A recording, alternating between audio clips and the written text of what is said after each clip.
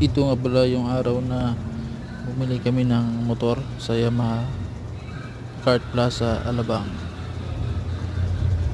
Bumili tayo ng Yamaha MT-15 na CAS. Kinas na natin para wala nang iisipin na bayad pulugan kada monthly, kasi mahal lang monthly ng MT-15.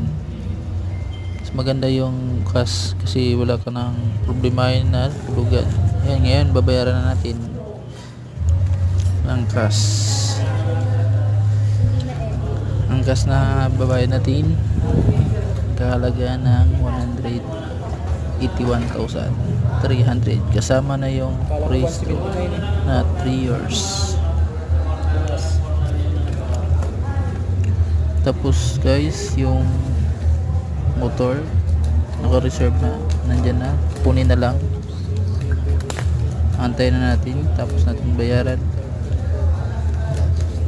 Ano na, ayusin, tapos pwede na tayong umuwi. Ayan na guys, handa na.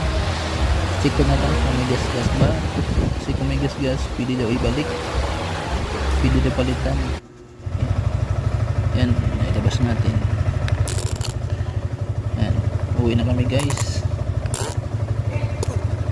Dala natin yung dream natin na motor, yung pinapangarap na motor. Yun, uwi na natin kasi wala na tayong masakyan. Ito na yung didayos natin araw-araw. Yan, dinala natin sa sa simbahan para pablisingan kay Father. Yan na, yan. Kaya lagi tayong safety, mabasbasa ni Father yung motor natin. Mas maganda yung may blessing.